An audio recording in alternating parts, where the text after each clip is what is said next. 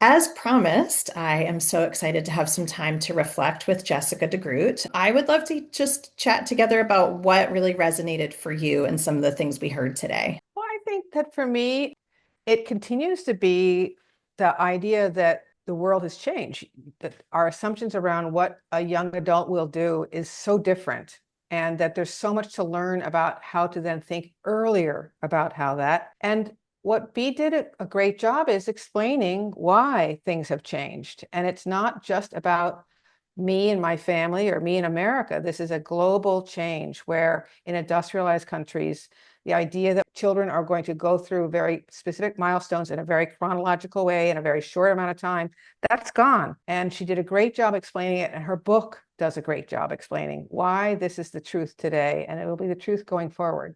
I loved that too. And I love this idea that if we can accept that sooner, it won't come as a shock. One of the things I took away from the book was where are we at this point in history and paying attention to what's going on so that we aren't, as parents, necessarily holding on to, well, this is how it was when I was a kid. This is how it was when I was in my 20s. This is what happened when I graduated from college. That's great. That's lovely. And that's not where we are now. And there's something about moving forward from that, but also expecting it. I think we really can get ourselves in a better place for how will we support our children in moving forward. We had a really interesting side conversation that was a little bit sports related, kids participating in competitive sports.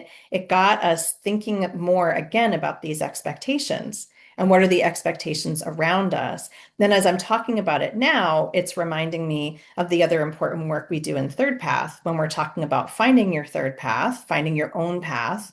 And that is hard when you decide to do something that is not expected. Whatever work and life redesign you want to do, it is not necessarily what others are going to expect. You know, what I've heard you say forever since we worked together is this idea that we need to kind of be intentional about what's important to our family system. And it might shift, but like to me, having that North Star, we always talk about North Stars at Third Path. And it's like, you know, whether it's sports or whether we had a great conversation about supporting young men to be emotionally intelligent, well, whether or not their peer group is really open to that.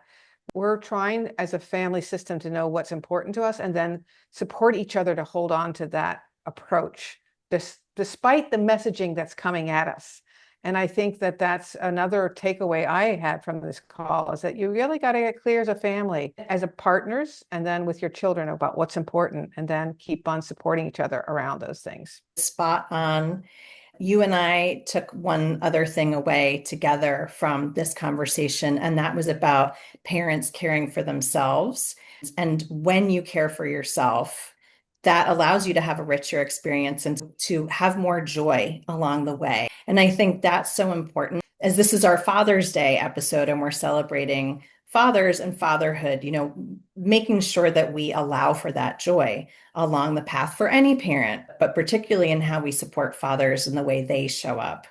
I'd love to give Yeah. you the last word, both this idea about self-care, but also whatever you'd like to add on the way fathers are showing up and supported and what's next. Well, I think what I've seen in 25 years is when a family system can really think about how to have time for each other.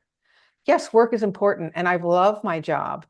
But when family systems have time for each other and time for their deep relationship and connection with each other, that means, in two dad families or mom dad families or two mom families, single parent families, all families, when they have time to recharge and connect and find ways to stay connected as their needs are changing, it's just so deeply rewarding. And clearly what B has taught us too is taking that time and making sure you've shaped your life as often as possible to have that time really builds a foundation for those unpredictable moments when things are hard and you've connected in a way that you can move through those harder times together too. So let Third Path help you figure out how to set that up in your life, because we really have great solutions. We certainly are wishing all of the dads in our community a happy Father's Day. We absolutely hope that you have some of that recharge time, that you create some joyful experience. It doesn't even have to be a memory, just a joyful experience on this day that recognizes your important work. We are finishing up this 24-25 Thursdays with Third Path season. And obviously, we look forward to being back in the 25-26 Thursdays with Third Path season. And we invite people to stay tuned for what's coming up next when we arrive back in the fall. Thanks for a great season.